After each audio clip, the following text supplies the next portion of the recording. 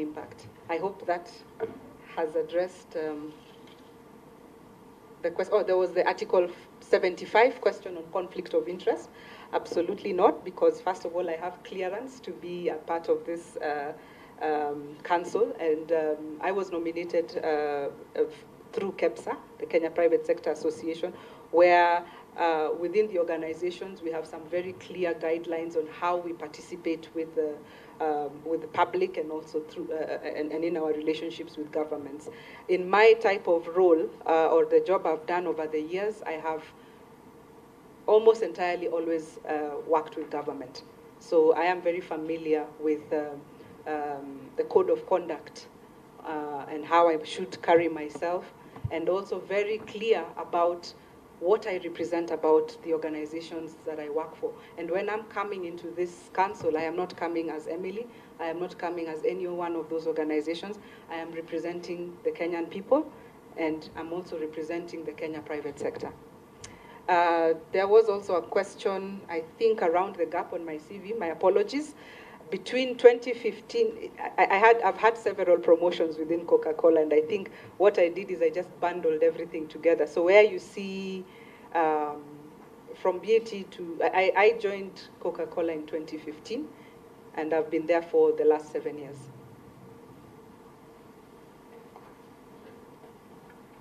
Allow me to introduce Mheshimiwa Jessica Mbado. Thank you, Chair. Just for record purpose, my name is Jessica, Member of Parliament for Kibwezi's constituency, a very loyal member of this committee. Chair. Yeah. I had a supplementary. From Yes. Karibu, Jessica. This is our first nominee. Her name is Emily Mwende Mwaita. Waita. I know you had to correct me. So she's our first nominee, and we've just started asking questions. Most obliged, Chairman. We'll have to look at the questions a few have been asked. I hope if you have a question, we'll... Yes, I'll do that, Chair. Thank you for your response, nominee. I'm concerned about the specifics issues done on my question, on my earlier question. But now, as a supplementary one, if you provide documents, because every member of parliament here represents certain constituency or county. My interest, apart from being a national leader, is that I am a member of parliament representing the people of Bura. I'm from Tana River County. I am very eager to know where you're coming from is the private sector. But I'm asking this question, preparing you for the task ahead. I can challenge you, the efforts you have done, the good work that you have enumerated. If I challenge you to provide the documents, you will be shocked that those efforts are skewed towards maybe certain areas. What will be, or what will you do as a council member if the committee approves to ensure that the climate change fund is equitably shared, to ensure that both pastoralists and farmers are taken care of? Because this drought has finished all our animals. And it's high time we bring a different source of livelihood to our pastorals. What will you do to ensure that there is equitability in sharing resources, in sharing anything that comes on the table to the 47 counties within the Republic of Kenya? Thank you.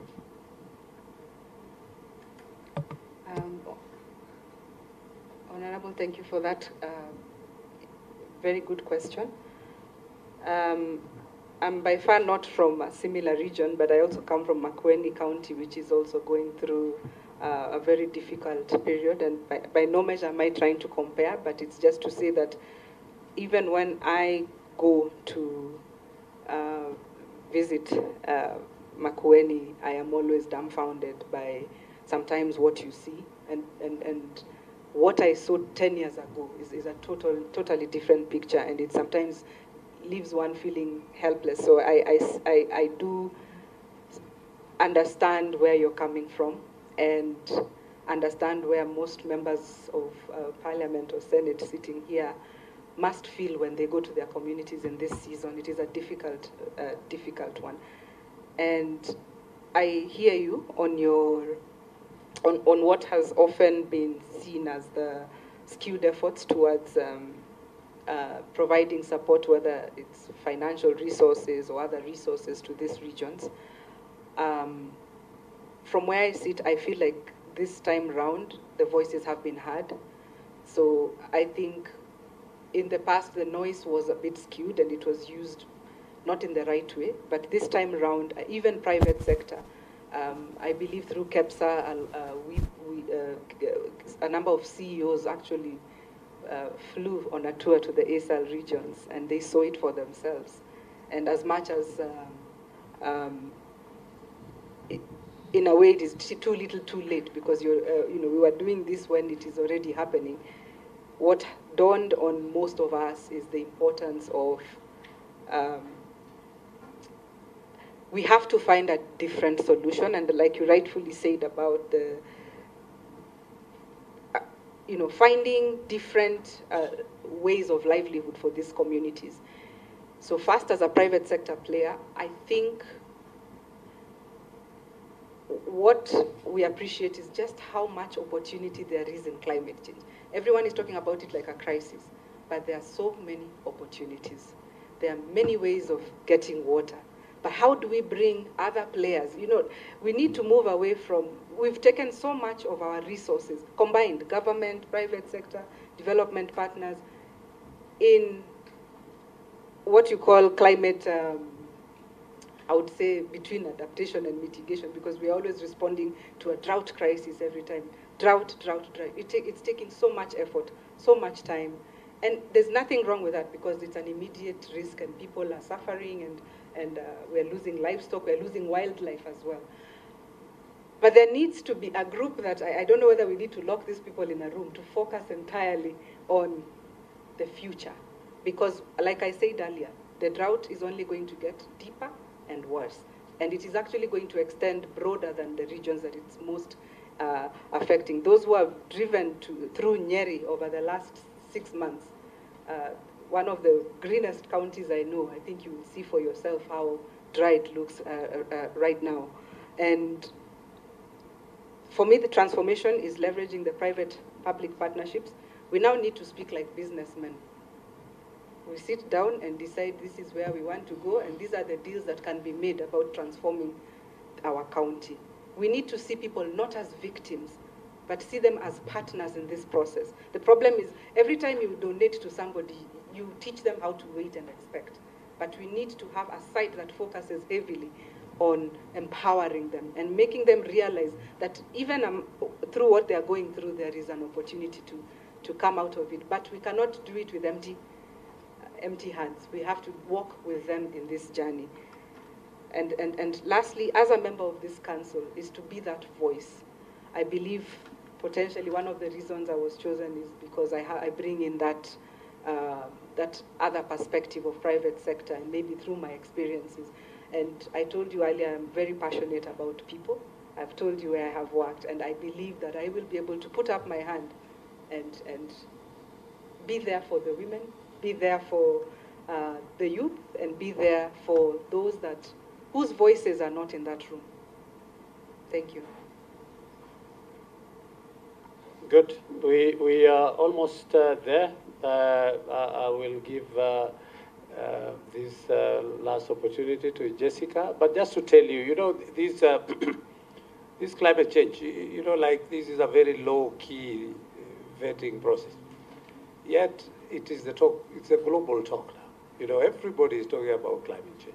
Everybody, everywhere in this country, and the whole world, and you're being given an opportunity to be a council member of something that might bring a huge change into this country, because this country cannot survive economically without agriculture, And you can see what, as you're saying, in Nyeri, we were in Subukia for the first time. It has never been like that. So I think you will need to do a lot than just, we should stop lamenting. We should come as a council, given an opportunity that is. Then you start giving positive direction as per the mandate, the functions of the council, so that at least you are able to reap from, because sometimes we continue, lamenting and waiting for funds, and as a council, you really need to start a turnaround completely of the council. I don't know how they are operating now, but hopefully. Yes, Jessica? Very well, Chair. Picking from the advice and the view of the work that one Emily Mwende is seeking to get, of course, through approval of the committee, if we do it. Emily Mwende, maybe I would like to hear about the conflict of interest. So much can be addressed, so much can be advised. You may know a lot, you may have a lot of experience, but how will you address issues of conflict of interest? How will you manage the issues that be arising from your term of office if you be approved by this committee? And how are conflict of interest or potential biases in the decision-making process in terms of funding, and of course, and how can they be mitigated if you get the office? And the last one, on the same one, thank you from the chair. He really advised you in the event that you get the position, the legislative and policy measures, now that you talked about counties, you talked about Makueni, Nyeri, that you can offer us as far as the national and county government that we can consider to implement. Yes, Madam Mwende, briefly. Thank you, Honorable Chair. So on the matter of conflict of interest, I had covered it previously, so I'll just somewhat repeat what I had earlier said. Yeah, I need to hear it. Yes.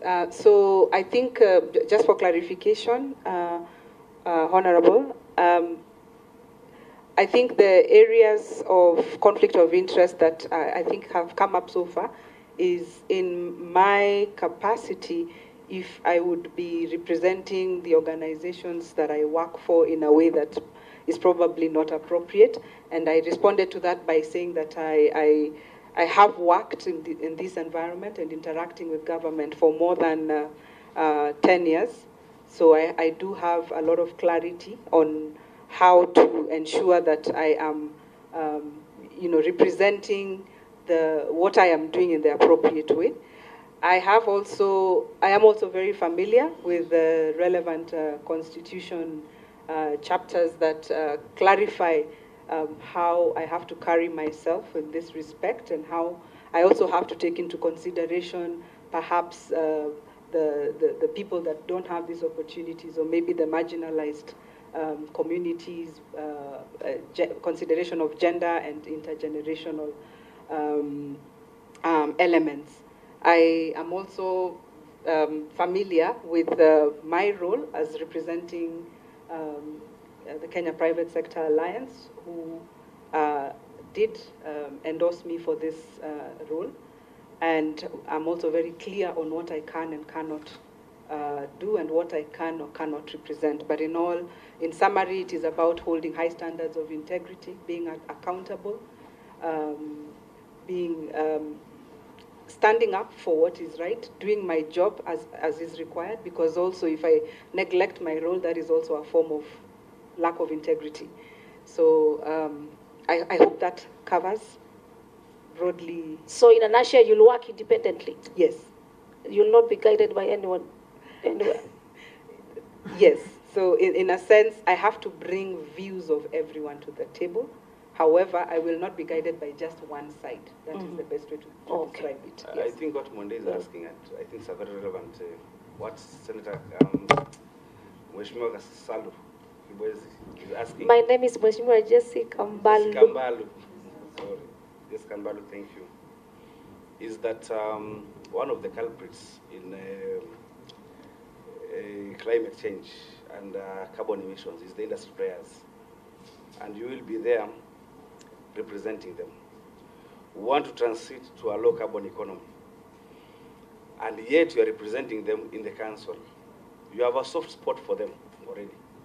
And yet we might want to have a policy shift that would affect, maybe adversely, the industry players or KEPSA as an institution or as an organization. Then how would you balance the two? Because it's really tricky. I'm seeing a very tricky situation here. Unless now they offload you completely so that you don't represent KEPSA and you become a member of the council. Well That's put. what I think she's Well asking. put, exactly. That's why I'm asking whether she's going to work independently. Thank you, Honorable Chair. Very valid question. There are many ways to respond to that. And I think I started by saying that in 2019, when I took on my position as chair of the Environment Sector Board, the relationship between government and private sector was not the best, because private sector often saw government as a regulator, and government often saw the trust issues around what private sector was possibly doing or perceived to be doing brought a lot of conflict in terms of how the two should work together. But over time, we have built trust through the sector board. We have been able to consolidate what industry has started to do and has started to expand to show that our commitment towards meeting our overall sustainability agenda. So, not just the environment, but think about all the other parts of the sustainable development goals that the organizations need to meet. And that is why about two or 3 years ago, we created, and this is again still under my leadership, created the Climate Business Information Network.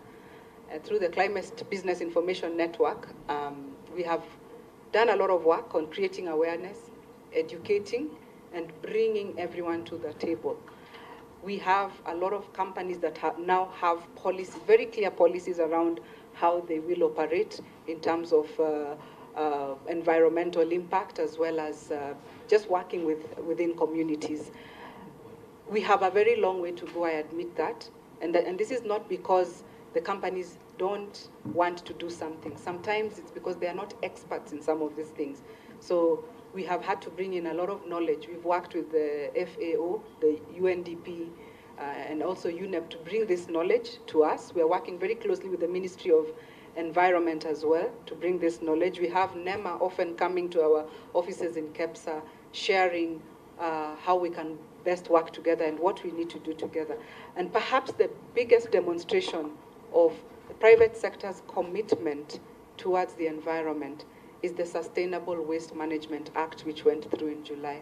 I can tell you that that act was a heavily concerted effort led by government, but significantly involving private sector, because ultimately it is the private sector that will have to play a critical role in ensuring that waste is responsibly managed. And we are seeing it as an opportunity. We have stopped seeing, as a private sector, we have stopped seeing the various legislative documents or policies that come up as ways of regulating us.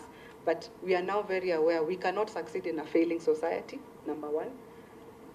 We can make a lot of money when we responsibly manage our environment. We can also make a lot of money when we grow the country and we grow the communities where we reside in. We've done the numbers. We've actually seen that for business to succeed, or for us to double our growth, and which this country needs, for us to double our employment, we must be at the center of the discussions around environment. We must be key in the discussions around the sustainable development goals. And my last, the last thing I want to mention is that even when that act went through, the talk of town within the private sector is how we are moving from a linear to a circular economy. What does that mean for us? There are so many business opportunities that are cropping up everywhere around management of waste. And so for us, this is a positive development, and I think you will see that. Through my leadership, I have learned that, and this is what I have ensured I have done through the sector board. I also brought alongside me what we developed as a climate, the private sector strategy on climate change, which we developed and launched last year in November. It articulates everything we will do from an adaptation, mitigation, and resilience perspective, and heavily focused on community, you'll be surprised, but also heavily focused on the responsibility of business to lower its carbon emissions. We have a long way to go because a lot of organizations also don't have science-based targets. They don't even know their baseline of how much they're emitting. So we have to start from very far. The bigger multinationals, a lot of medium enterprises have already developed that capacity. But we have to bring along business here as micro enterprise. We have to bring the wider net. So we have to bring a lot of awareness. We have to bring a lot of understanding and evidence for this work. And so this is part of what we're really looking forward to driving through the council. Let me just get what you say. When you say we, is it assuming you're appointed as a council member or Yes. we as KEPSA? So I am responding in light of like a private sector player. Okay, Yes. for now. Yes, for this question. Okay. Yes, because I was asked specific, how will I ensure that the private sector will meet its low carbon emissions? Okay. Now, Manda, we want to finish because I think we are really running out of time. Chair, before we finish, can I declare interest? But not interest of this. The interest is that I heard Emily Mwende say that she comes from Makueni. I also come from Makueni County, but I don't represent the county. I represent the constituency, serving my third term. Of course. Thank you. Thank you for that. I think there was a question.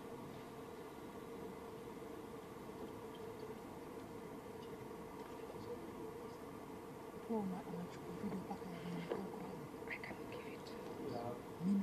it. Yeah.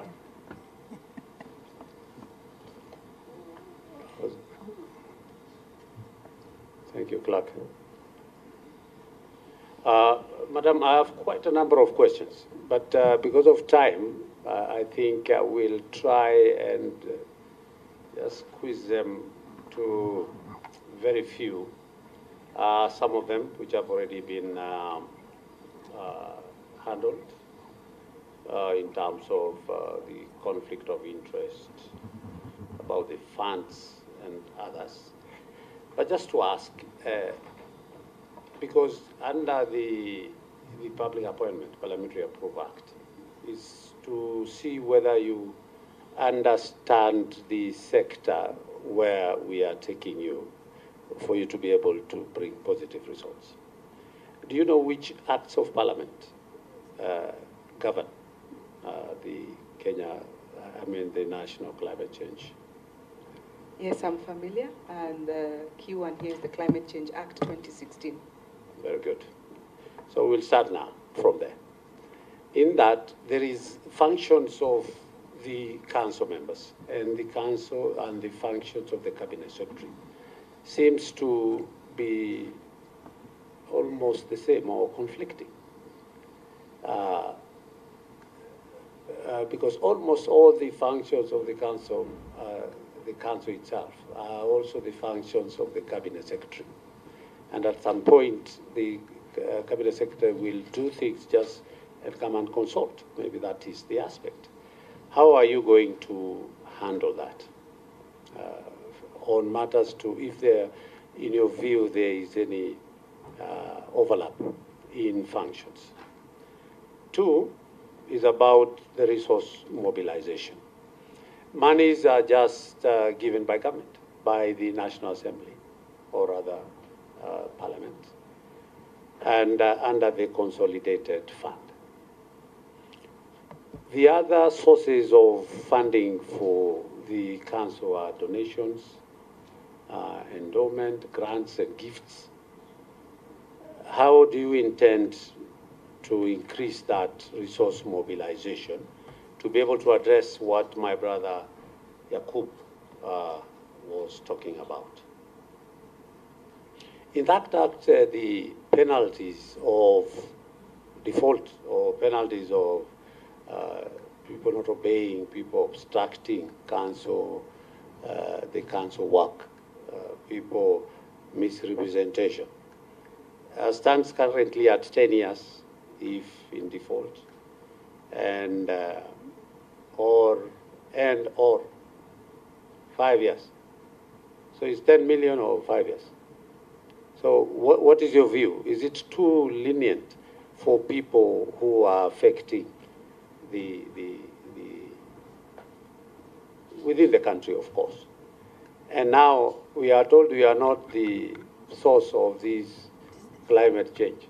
This climate change is coming from outside our borders.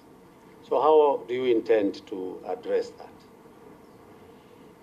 I don't want to ask about your personal deferred income and future benefits, whether you will be continuing to work and as a council member at the same time you have your side hustle, as we call it, where you, but it's just important for you to mention if you have. The other question that I want to use, what lesson or what benefit did you get from COP27 in your attendance that might bring positive changes to try and address the climate change in the country? Kenya is I think we'll be hosting a very big conference in September this year on the same. And I think our president is the chair or the president of that. Of what impact is that conference to our country?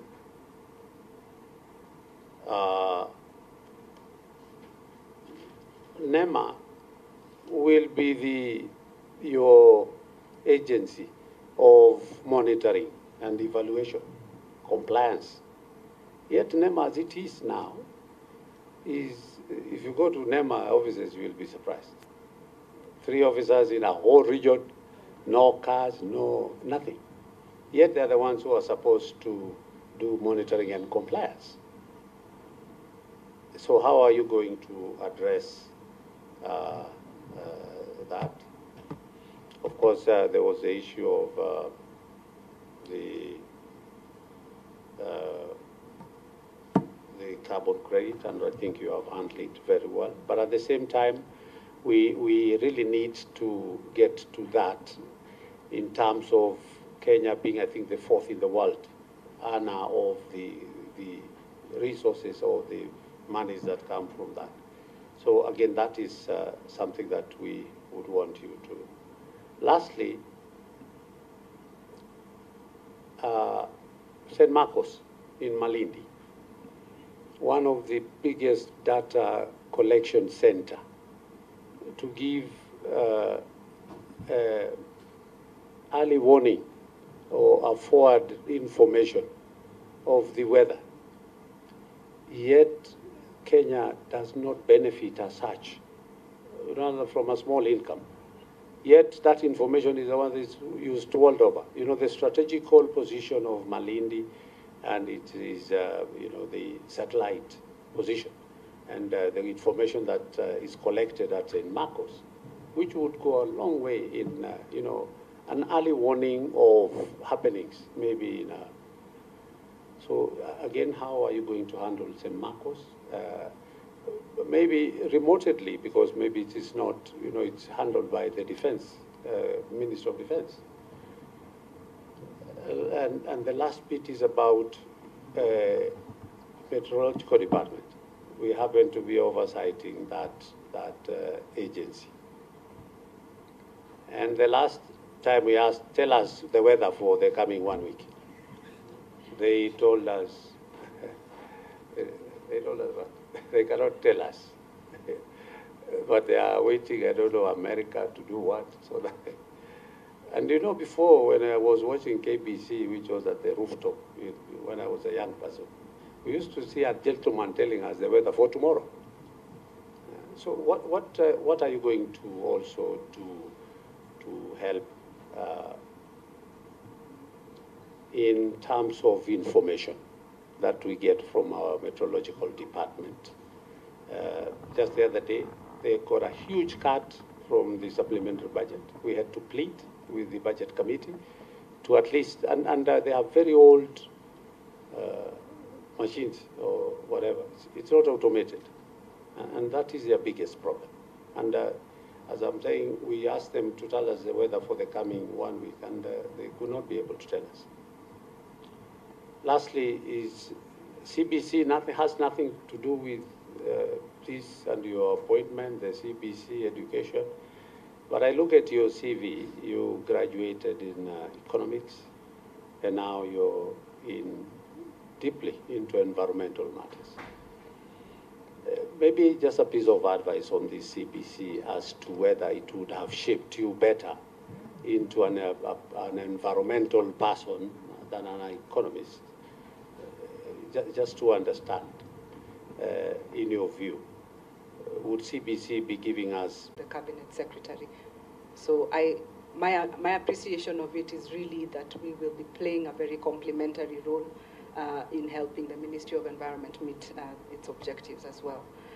The second question, and I hope I've not skipped something, is to do with the penalties of the council, whether they are too high.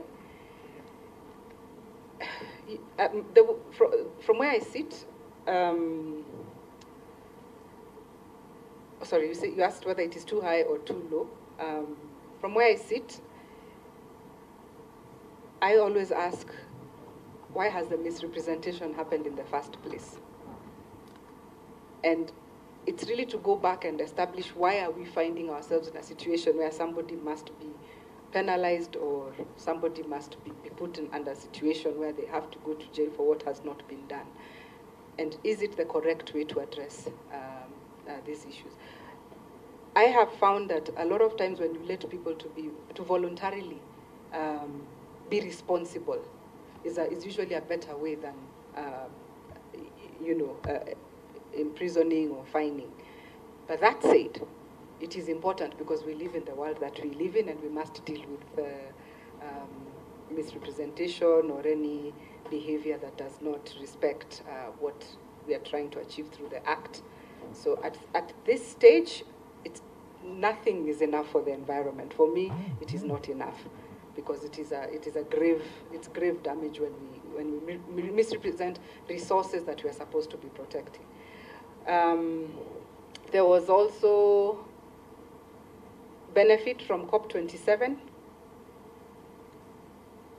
For me, and I think I articulated it earlier, for me personally, what I read into it is I was a bit jealous that countries like Namibia and South Africa walked away with very big deals, signed with money. And I went back and started asking myself, what did we not get right in the process? And don't get me wrong, by the way, the Kenyan delegation did a fantastic job. We were very well represented across. I saw us working as one community. We would meet every evening to review what the learnings we've all collectively shared.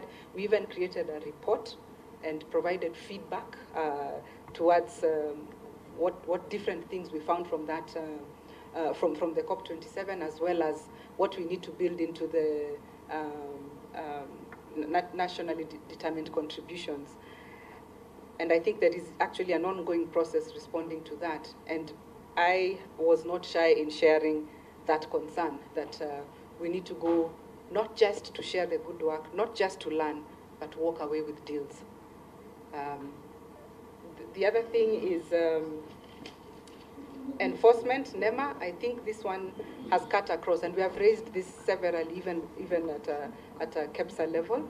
We acknowledge that they are highly under-resourced, and sometimes it's like asking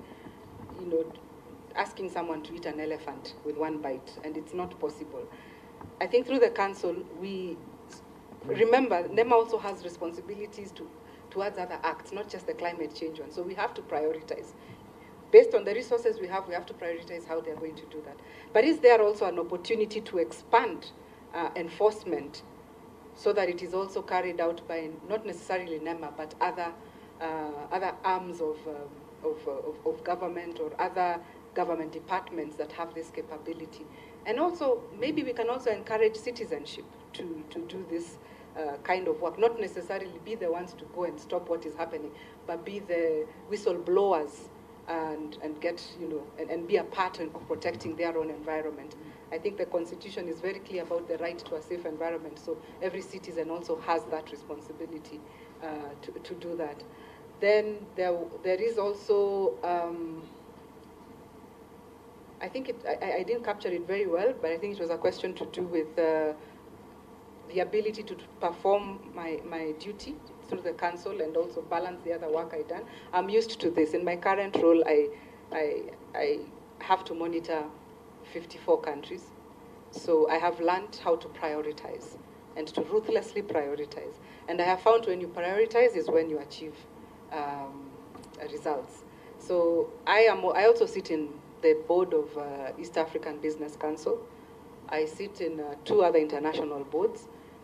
Fortunately, board positions don't mean you have to work every single day, but they mean that through the process of one meeting to the next and also providing support to other councils, you must be very prepared. What I've very carefully done in everything I have picked, it is directly linked to environment. As we speak, through the East Africa Business Council, I am setting up the Climate Change Committee within the council to also ensure that whatever the different countries are pushing towards is also harmonized. So my work, where I am employed, has to do with climate change. The positions I sit in the local and international boards have to do with climate change. So to me, it feels like what I do every day. Then there was a question around coordination of resources, particularly, I think you used the example here, the case of data collection center in Malindi. Very good question, and this applies to different areas.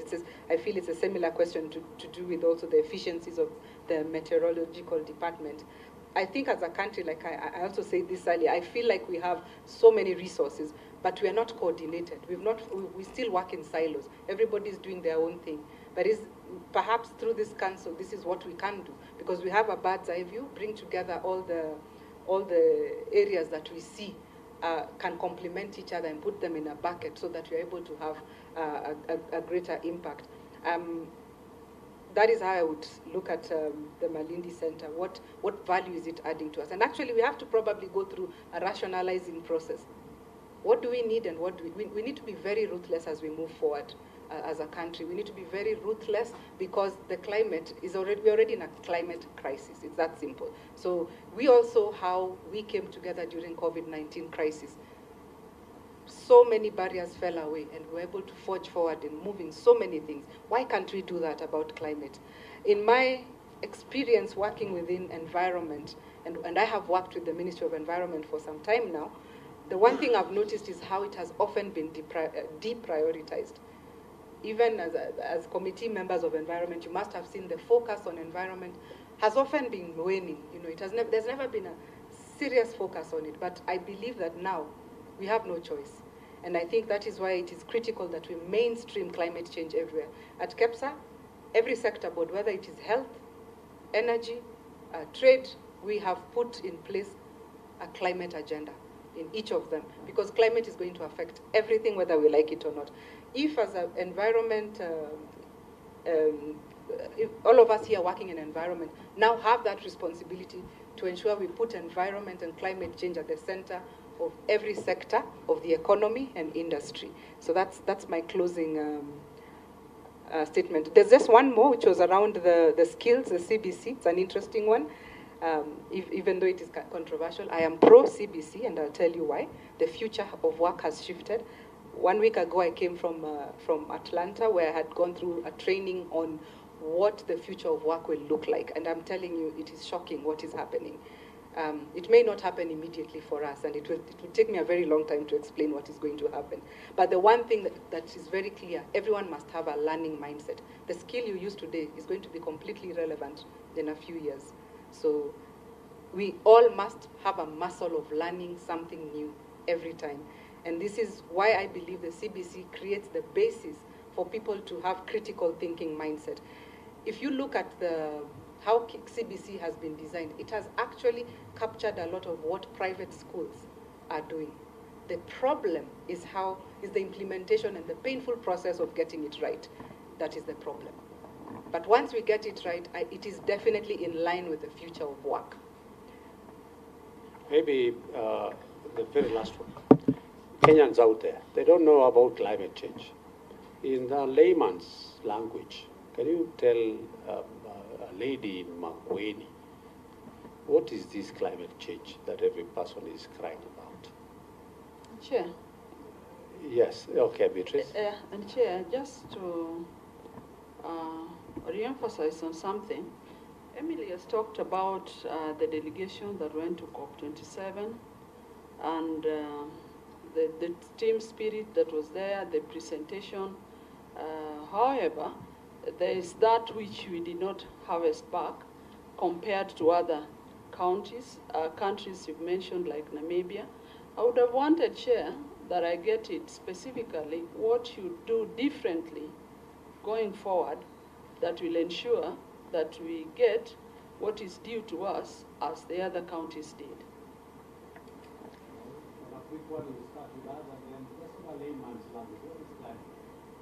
I believe today's farmer, even the uneducated one, knows that the climate change patterns have changed. That is climate change. It has changed. What they do today, the rains, everything has changed. So it is the big words that we use. And believe it or not, even I had to once buy a book called Climate Change for Dummies written by Bill Gates because I thought I didn't quite understand it. But the problem is that we use very big words sometimes to explain not necessarily very complex subjects. We also have had that challenge. We have only a section of the media that truly know how to explain it to the public. So as a private sector, and one of the critical elements we shared through the feedback process of the COP27 delegation was how to simplify climate change for the general public. And I think you'll start to see a lot more of that. And I think we've already seen some media houses really latching onto that topic. Some very passionate young journalists have found the right words to explain it in Swahili. And I think also through KEPSA, we are thinking of how to work with them and empower them so that we talk about it more. On the question on what we could have done differently on COP27, this is a tough one because COP28 is just a few months away. I think 2 years ago we would have started charting forward a very clear agenda. It could be around the carbon markets so that we should have a very structured plan and ask. And we should have already, remember, sourcing of funding does not happen on the day. The day is the ceremony. So by now we should have already we should already be having that framework. We should have already identified who we need to talk to. We should have identified who is willing to put that money so that when we go to COP28, we are announcing it to the world. So for me, are we late? In a way, yes, that takes a lot of effort. But there is still a COP29. So maybe now we could start preparing for the one next year. Okay, I will really, the very last 30 seconds to Senator Mulama and 30 seconds to my Vice Chair, so that we should be out of this place in the next 2 minutes or 3. Thank you, Chair. Mine is just because of this climate change, it's everywhere. Article 69(1) of our Constitution, the Constitution of Kenya obligates the state to ensure that the country achieves the land surface tree covering at least 10%.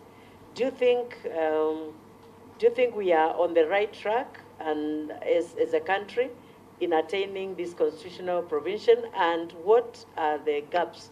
And just to you explain to us how, with this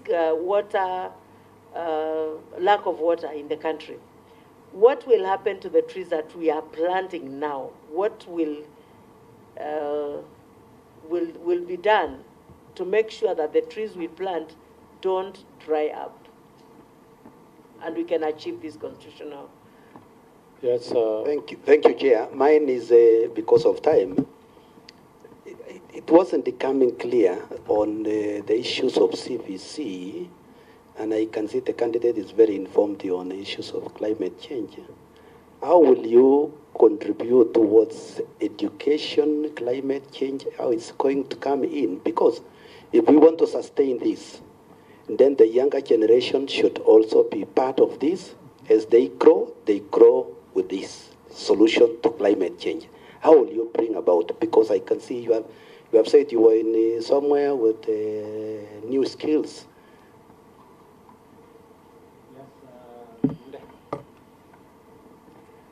Thank you, honorables, for those questions.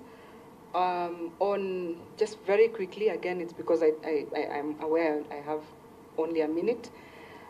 Are we on the right track on meeting the tree cover? We've already hit 12% tree cover. I think it's the forest cover that, forgive me for the terminology, can get quite technical, where we are almost at around 9.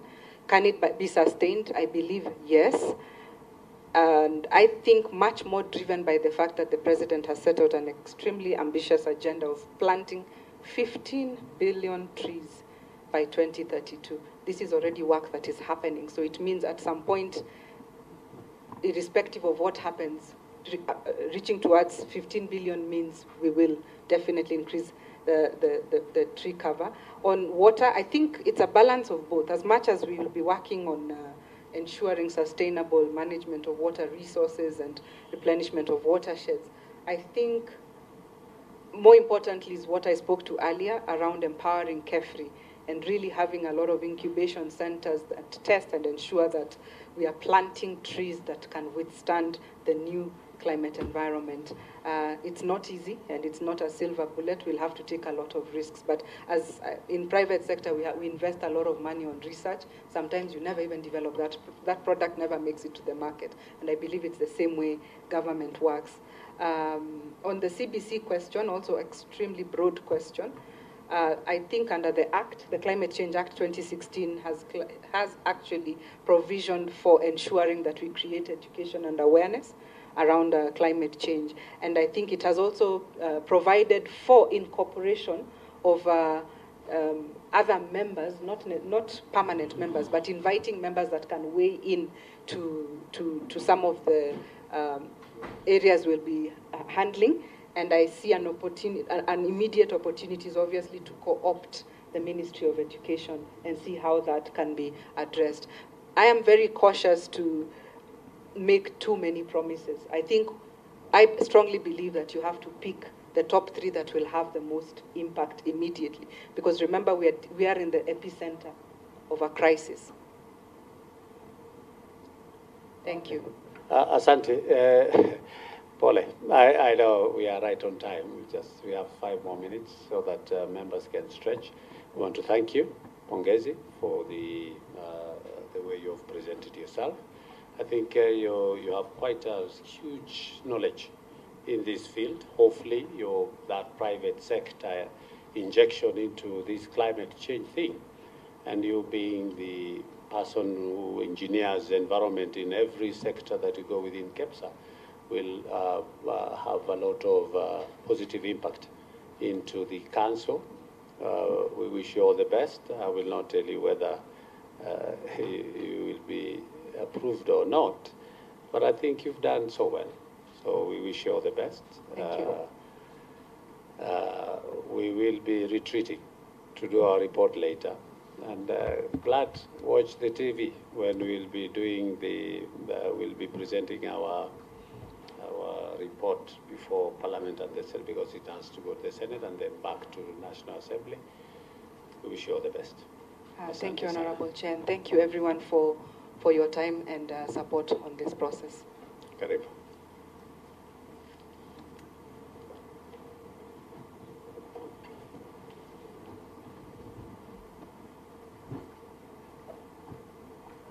So I think the originals will be handed over to you. Is it now or later? I don't know. There is a process. I don't know how it is done. Now, immediately? Okay. Then asante, todada. So members, we can step out. We will not be leaving. Hapa tukuchukua chai na turudi. Na tutaendelea tu na the second nominee. Do you need to pick a cup of tea? Maybe 5 minutes. We should be back here 3 minutes past midday. But proposal, Chair, is that usually the legal team can go through the originals and submit immediately for somebody to go Yes, with the it has. originals. Yes, it has Because he been can done. complain later on and say, I lost one. Yes, it has been done. I think they were verified, and I think it has been given back to the nominee. Okay, members, we ask the Sergeant at Arms to usher in. I think we'll just walk out and pick your tea and come back with it as we proceed. So we take tea first. Okay, 5 minutes then, and we come back. Okay, so Senator, it is your responsibility now. Yeah, we'll be coming from the other side.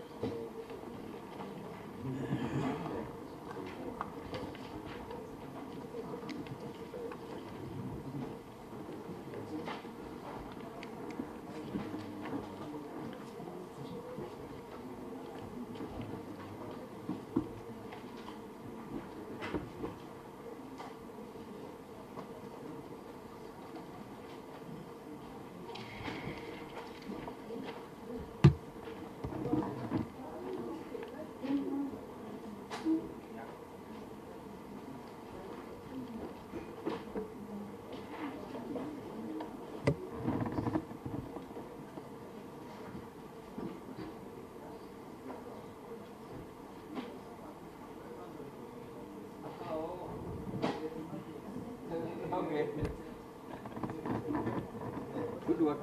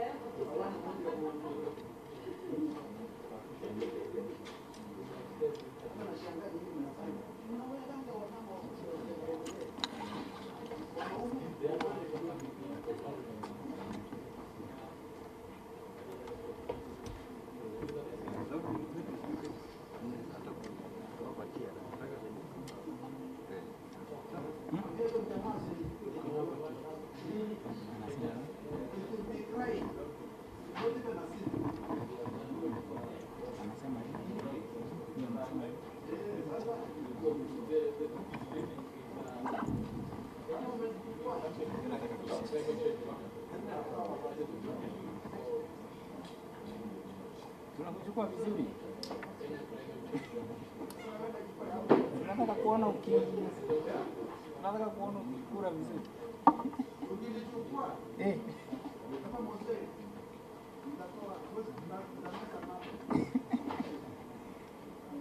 Nataka kupita.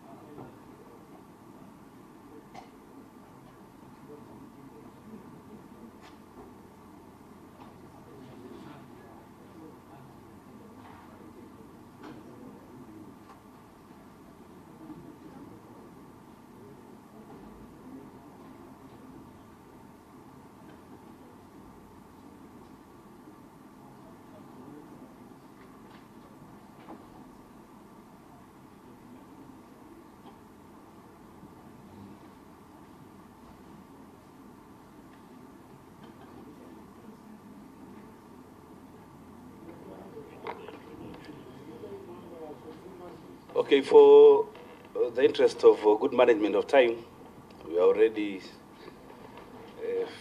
5 minutes after time. Sergeant at Arms, please bring the nominee, the next nominee.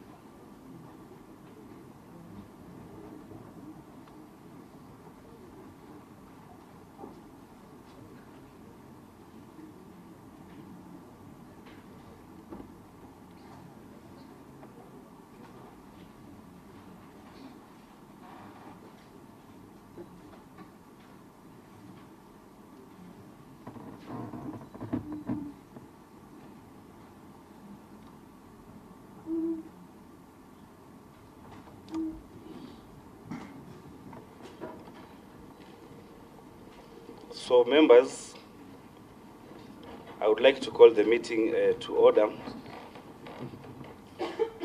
and start by congratulating our nominee for having been nominated to represent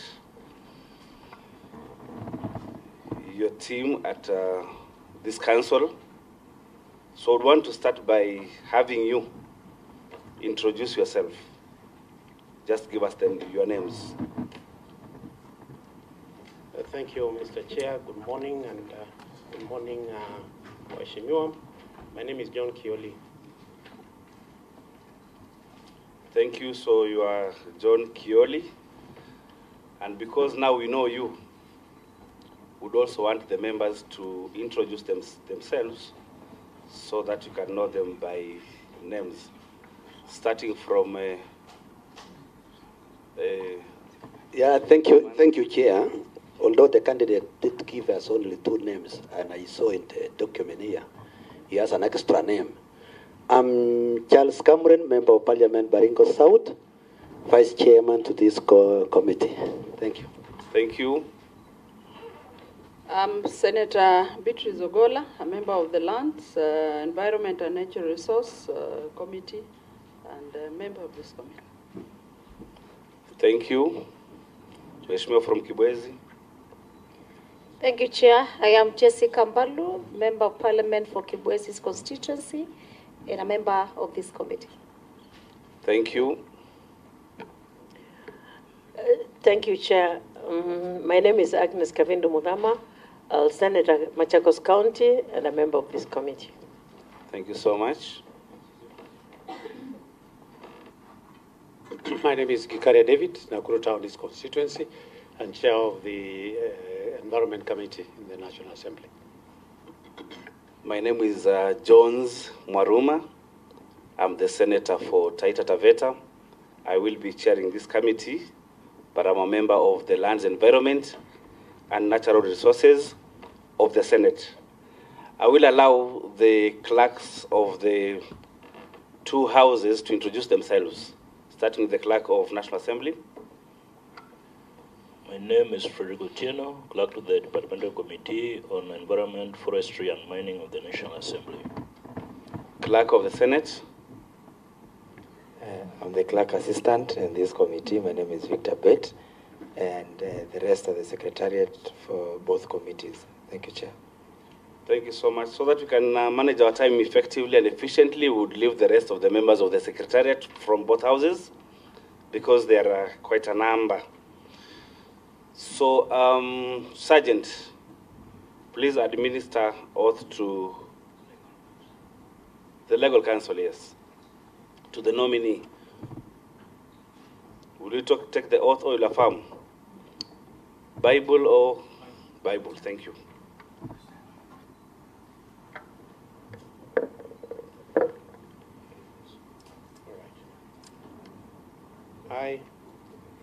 I, John Kioli Kalua, do affirm that the information I shall give before the National Assembly Department Committee on Environment, Forestry, and Mining. Just for the sake of, I don't think the mic is picking. Please just raise the mic for him.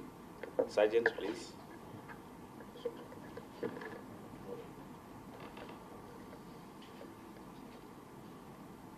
I take it again. I, John Kioli Kalua, do affirm that the information I shall give before the National Assembly Departmental Committee on Environment, Forestry, and Mining, and the Senate Standing Committee on Lands, Environment, and Natural Resources on the matter under its consideration shall be the truth, the whole truth, and nothing but the truth. So help me God. I think we need to correct a bit. It's a joint committee. So it's National Assembly and the Senate. Okay. So I need to read this. Okay. I, John Kioli Kalua, do swear that the information I shall give before the National Assembly Departmental Committee on Environment, Forestry, and Mining, and the Senate Standing Committee on Lands, Environment, and Natural Resources on this matter under its consideration shall be the truth, the whole truth, and nothing but the truth. So help me God. Thank you, John. Please take your seat. Thank you.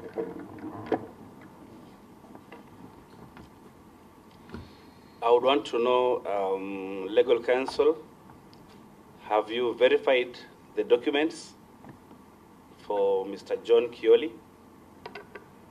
Thank you, Chair. We have verified the documents. Thank you so much.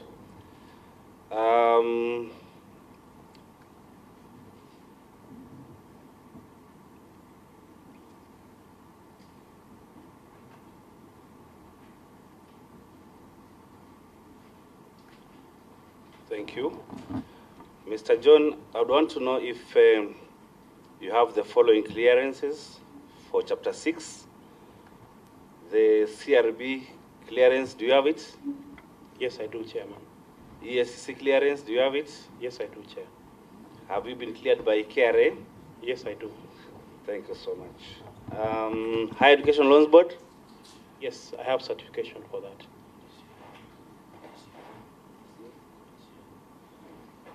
DCI, do you have that certificate? Yes, Chair. Thank you. Have you confirmed legal counsel? Thank you so much. Now, Mr. John, you are a nominee to be a council member for the National Climate Change Council.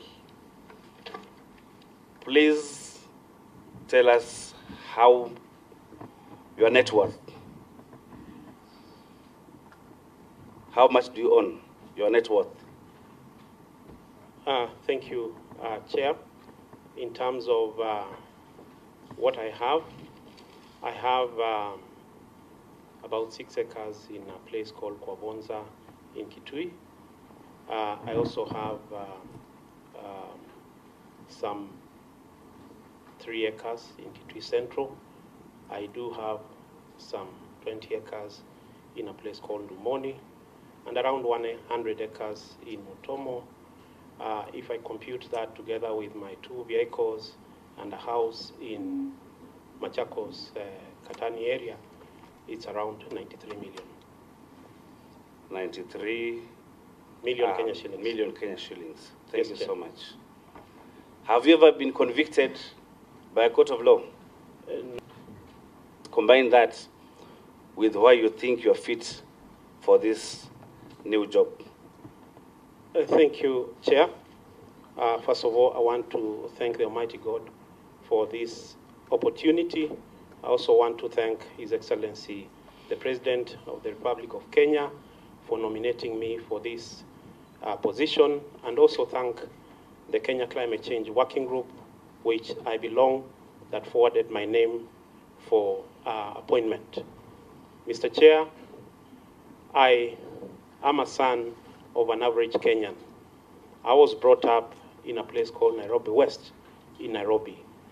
My father and my mother both were civil servants, but averagely we were not very wealthy. I'll give you an example, Mr. Chairman, that during our time, my mother used to decide what time you eat, what you'll eat, and the amount that you'll eat. And I'll give you an example. One day I went to visit one of the wealthy officers who was senior, together with my friend. And we saw the children doing what is called self-service. I had never seen that, Mr. Chair. And the children were saying, don't put more meat on the table because we have enough. Mr. Chair, I noticed that what I was suffering from is not poverty, but another level of poverty, which, as you can see, God has been gracious. I don't reflect what I've been living. Mr. Chair, I schooled in Kileleshwa Primary for my certificate of primary. I later on joined Nairobi Mixed Secondary School. Now it's called Milimani Secondary School for my Kenya certificate of education. Mr. Chair, I later on joined Maseno University for my undergraduate in education.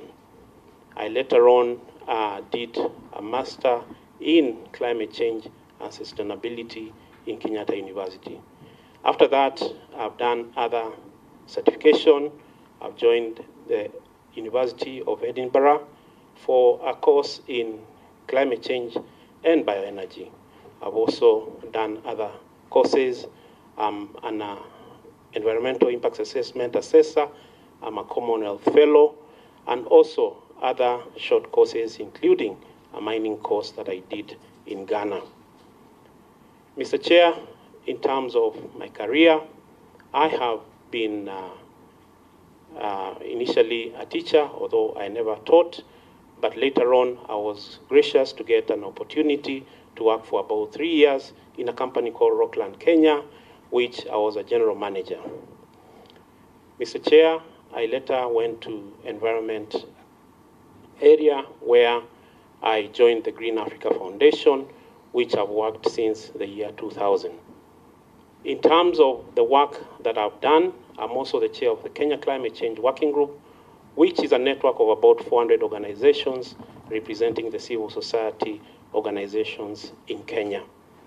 I'm also a chair of Access Coalition, which is an African organization with offices in Kenya, in Zimbabwe, and also Ghana.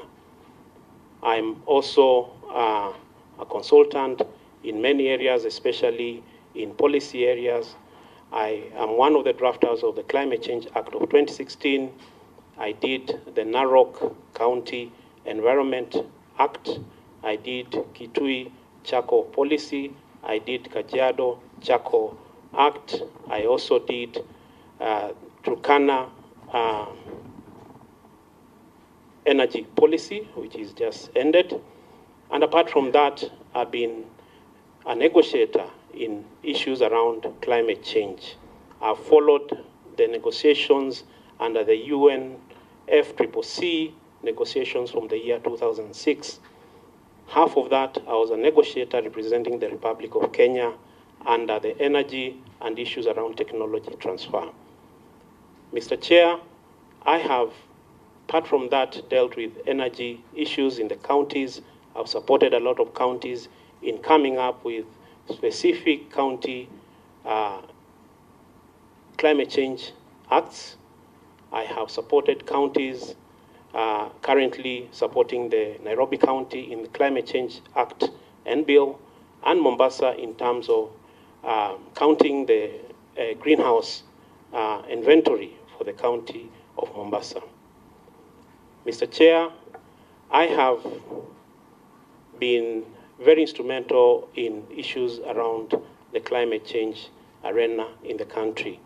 As you are aware, we have quite high targets in terms of meeting under the UNFCCC, and one of them is that as a country, under the Paris Agreement, we promised to cut down 32% of our emissions by 2030.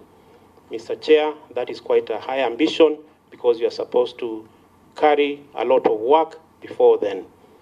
I have done a lot in terms of our nationally determined contributions to ensure that as a country we align to what is nationally and county level negotiations and also policies that will make us even meet the ambition of planting 15 billion trees.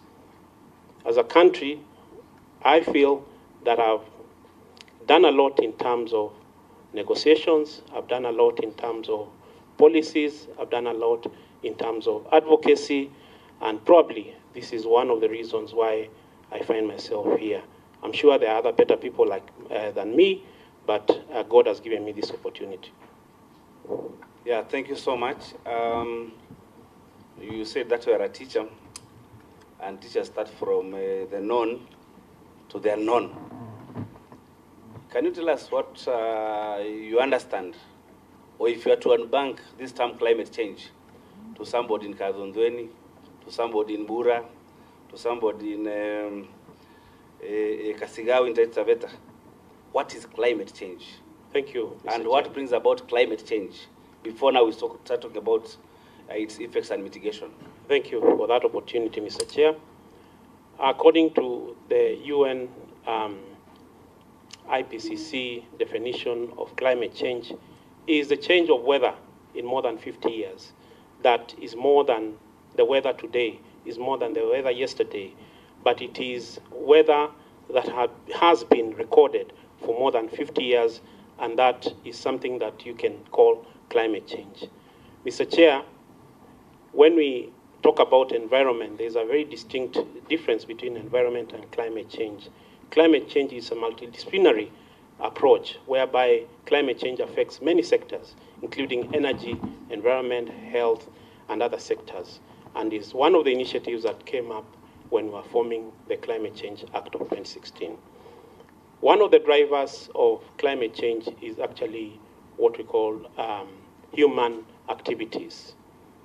And one of the key things is emissions through industrial effluent, industrial smoke that comes from the industries, cutting of trees, because trees, again, are responsible for, again, taking away the carbon dioxide and also giving oxygen.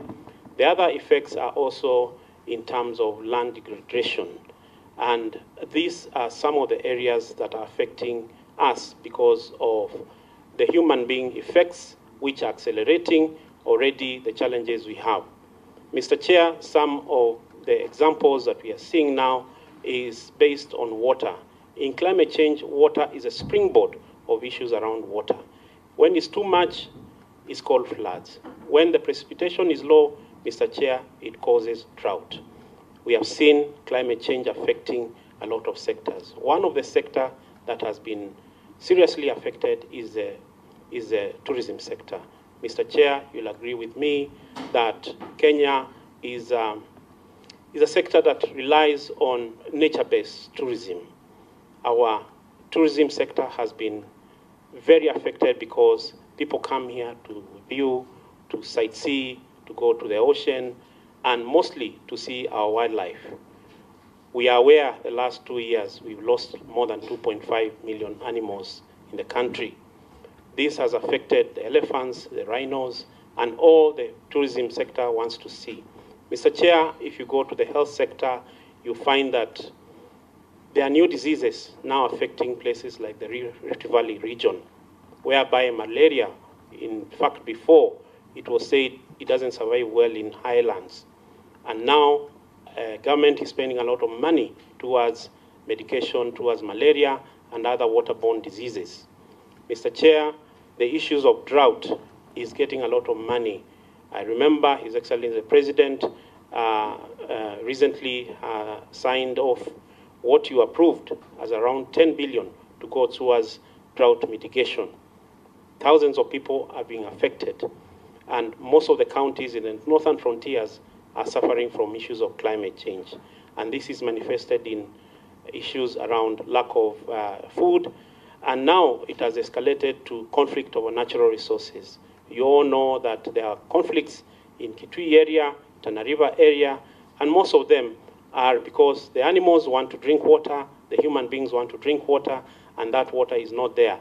And again, the food for the animals and even human beings is also a challenge. So, Mr. Chair, this unveils itself as a conflict over natural resources.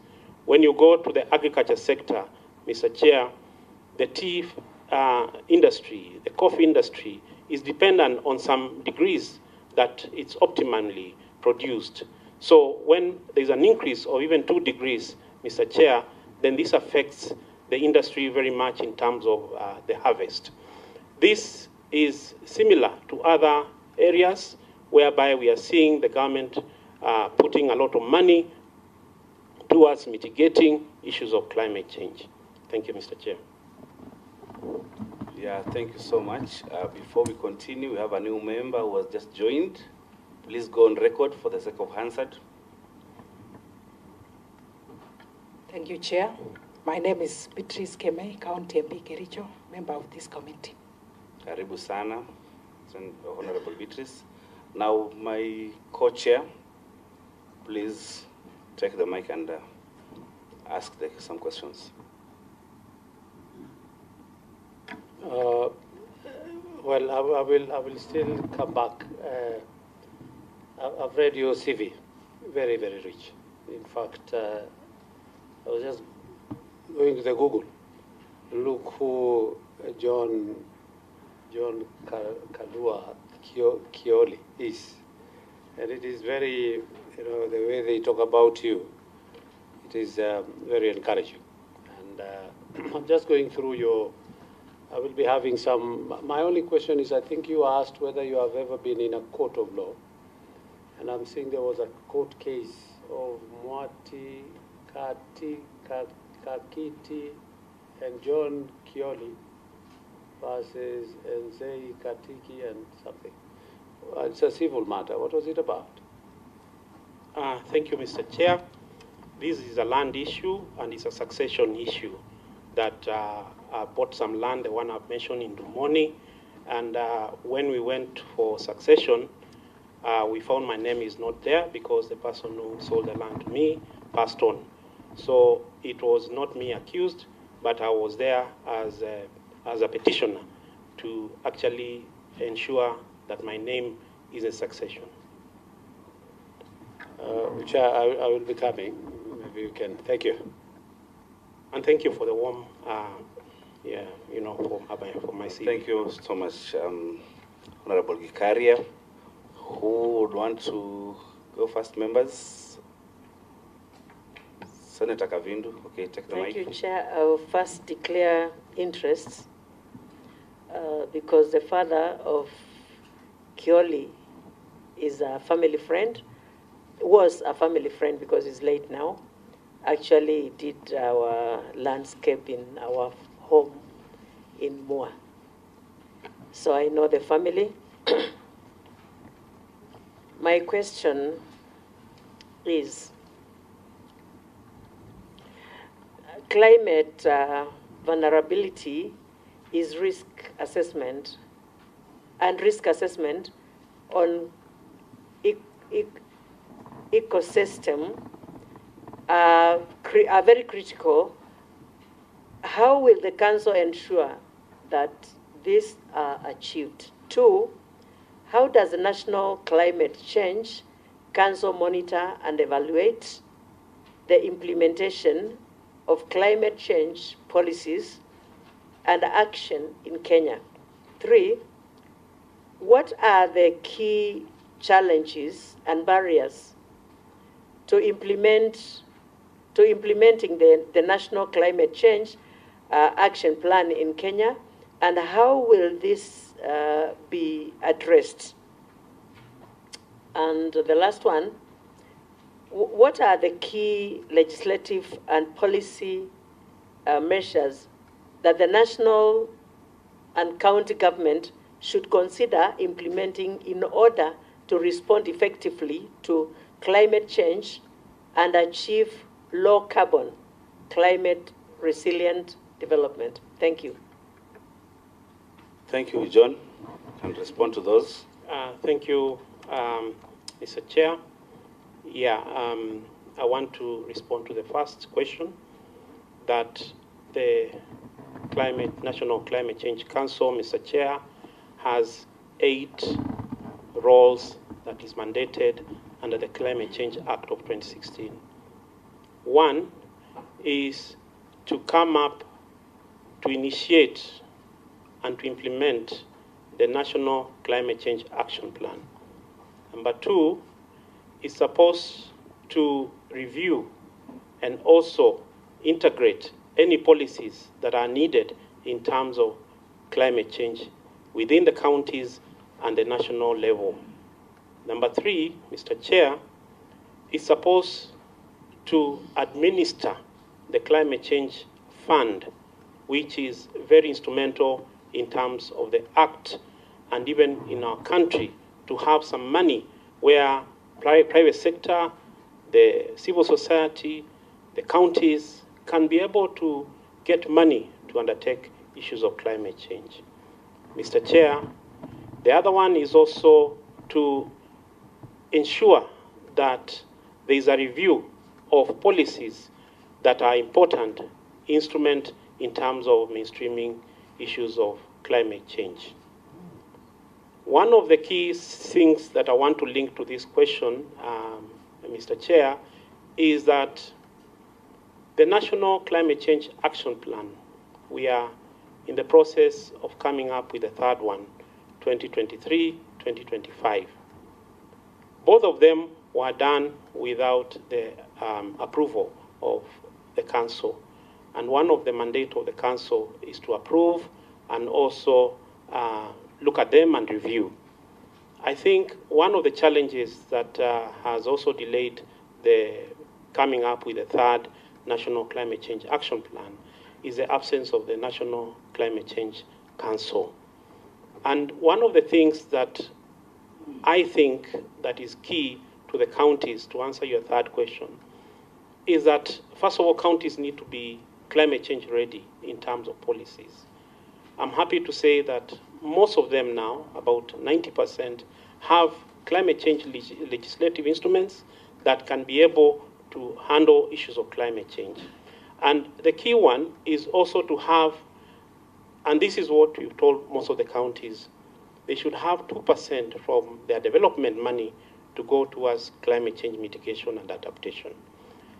Having said that, I feel that if they have the policy regulation framework, then they'll be ready to handle issues from a policy level. The other key thing is, do they have money? We have advised most of the counties to put aside 2% of their money towards climate change, development money towards climate change. This now will actionalize what they have put in the policy and action plan to be able to do that.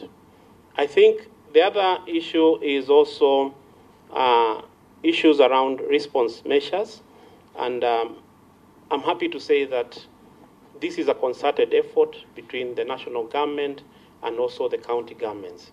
And the COG comes very integral in terms of now linking that. And that's why the COG chair is part of the Climate Change Council to ensure that what is undertaken at international level, like the Paris Agreement, cascades down to the national level at the Climate Change Act of 2016, and then the counties now integrate. And I'm happy to mention that counties like Nakuru, they already have ward-level county, committees, whereby we are able to now to harness what a ward needs in terms of climate change and cascade it up towards the national level and then integrate it in the national planning. So I think it's an effort that needs both the national level and the county levels to sit in round table and integrate whatever is able, but money is an integral part. Climate change mostly is about poverty. That's why the international governments are able to manage their climate change issues easily. But as a country, because of our poverty level, we are not able to manage that. So we need to have integrated systems whereby we can harness the opportunities that we have, and we also have homegrown solutions towards mitigating issues of climate change. Yeah, before maybe we go to the Vice Chair, you've said that the lack of the Council was an impediment to implementation of the National Climate Change Action Plan. Now that we have the Council, or very soon we have the Council in place, where would be the beginning point?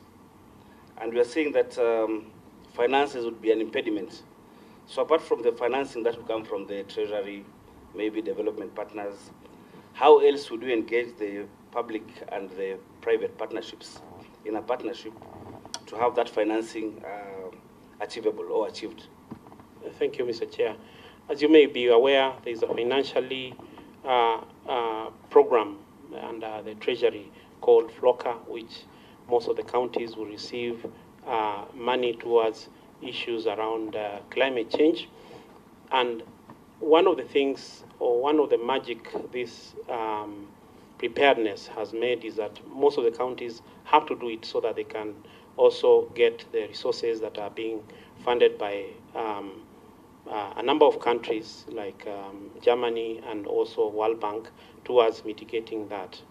But I feel that the starting point is the elevation of issues of climate change to the office of the president, so that then the offices which have the CSAs, they integrate climate change in their mainstreaming of work, whether it's health, agriculture, water, and all these sectors.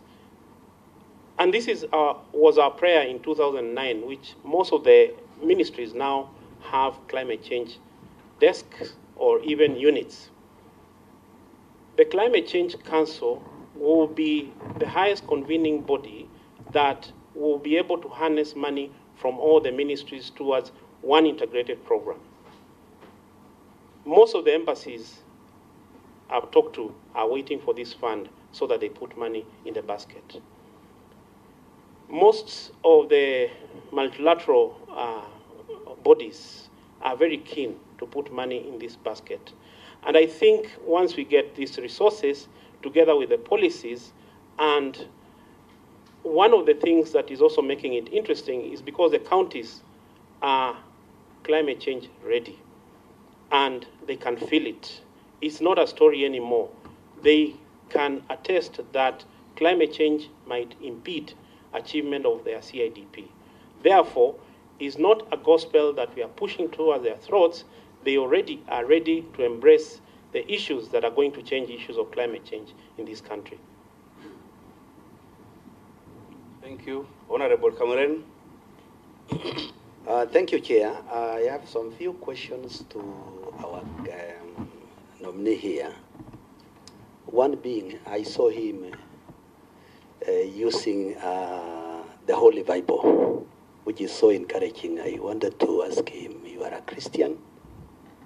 You know, in such a position with the money that is coming internationally and partnership and what is going on in the whole of Kenya, it's a bit challenging. You have had His Excellency the President saying we have our culture I believe you understand me, although that one might not be relevant, but we as Christians, we want our people nowadays to be faithful to the word and to our faiths. Thank you. That's something. I like what you said, that your mom was the one deciding the time to eat, what to eat, and the amount to eat. That is so good. I was seeing as if it is part of the measures of climate change that time. So that means even during your childhood, already climate change was a fact. And the locals were trying to see in their own way to mitigate over this. Having said that, I have seen also something to do with Narok, that you assisted Narok, as by the document you have given us. You did also assist the Lamu. You did also assist the Kajiado, and then Kitui, over issues to do with the climate change, that is the Chaco, and energy, Turkana. You are also working with the Mombasa over greenhouse. And you did say Nairobi also, you are trying to assist. So as you are now coming in as a member of this council, what are you going to do over all this? Because counties are doing it independently, and the national also is there. What are you going to bring, something new that we are going to bring being in that position, so that at least what is happening in the county and what's happening nationally, what are you going to do over this, so that we cannot have different governments running different issues? The second question is over the issues of the education. That's my concern. If we want to achieve a solution of long-term solution towards climate change, we should come up with a long-term arrangement or strategy.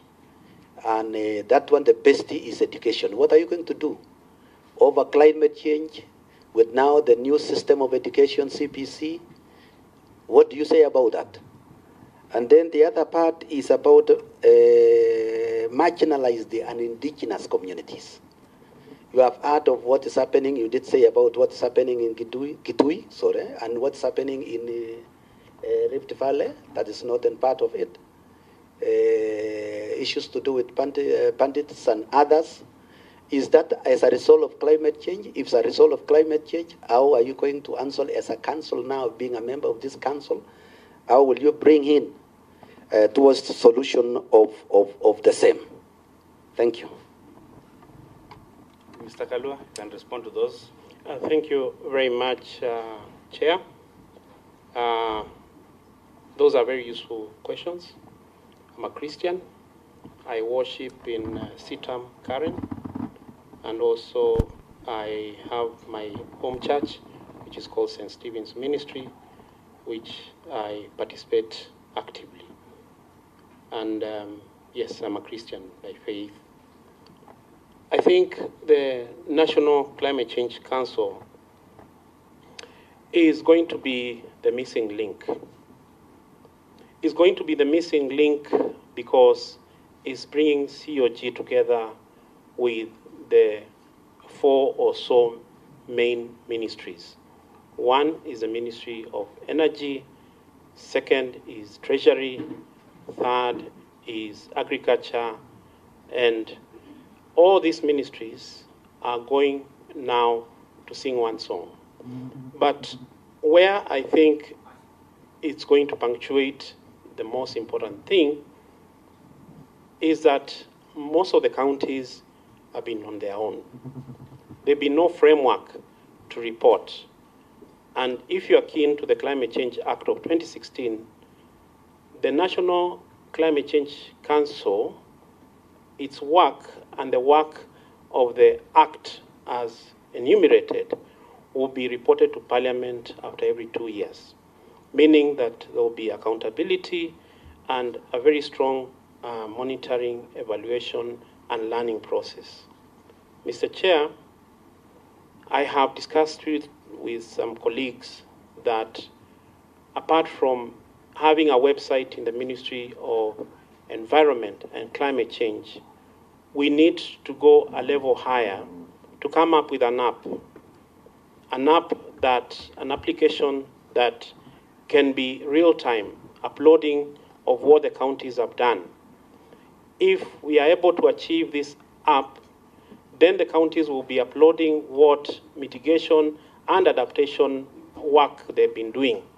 Because right now it's very rudimentary. They have to bring paperwork to Nairobi to show what they are doing, or even use a lot of energy. So if we can have an app that is open to county governments, that is open to private sector, that is open to the civil society, because all these engagements are very important in what they are doing, and it's an effort that should be consolidated. So this is an exercise that I will take up when I go there to ensure that we have an integrated system that can bring together the COG and private sector and civil society towards issues of climate change.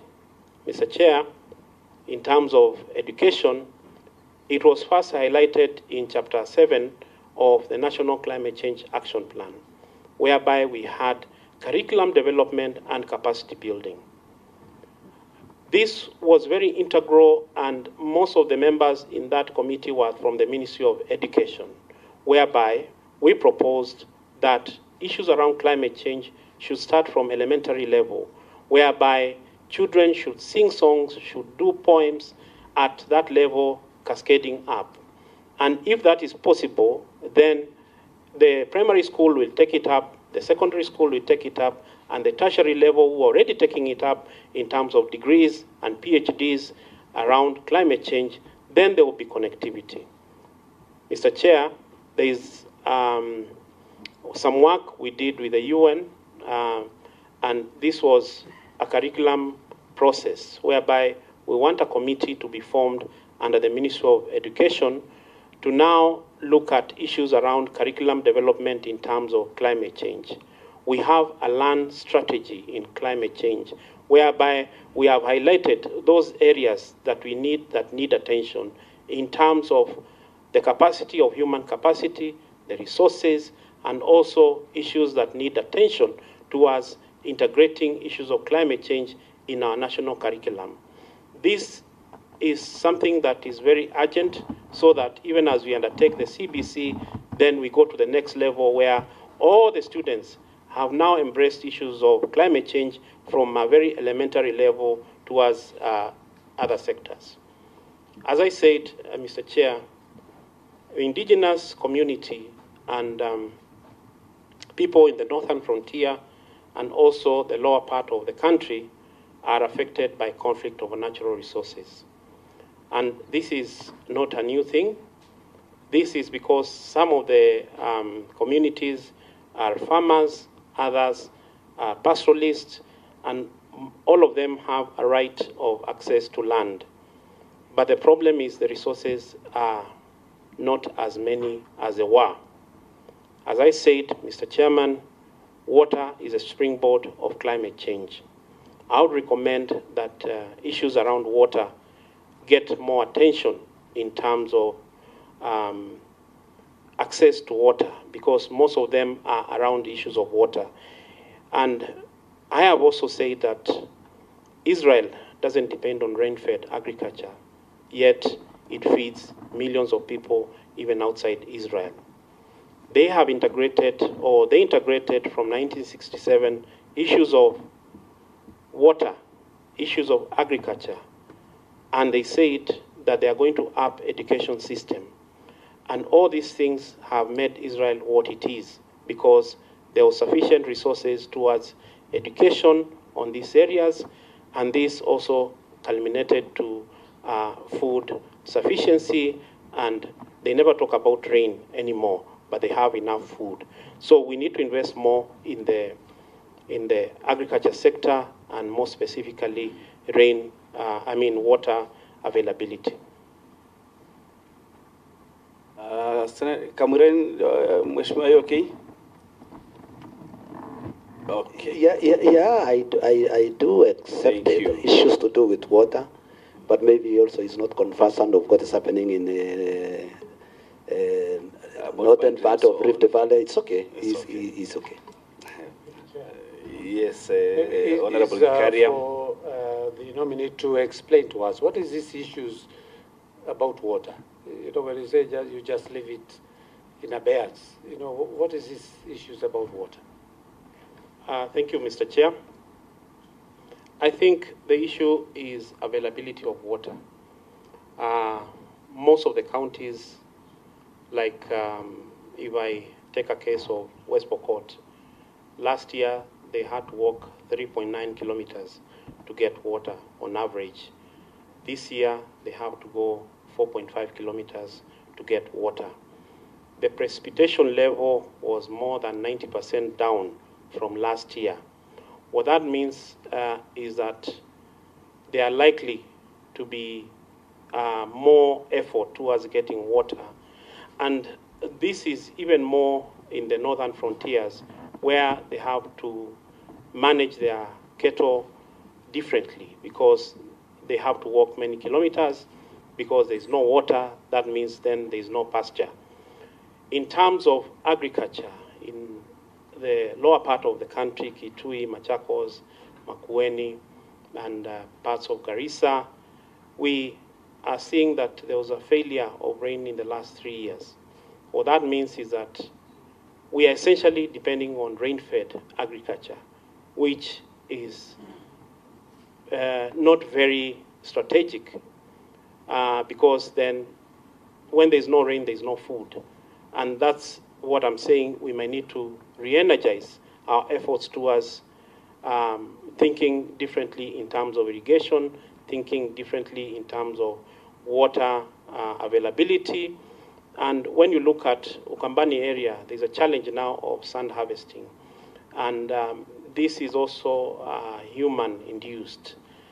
If you know Ukambani rivers, they depend on sand banks, whereby the water is hidden in the sand. And because of the human activities, then there is no water. There is no availability of water.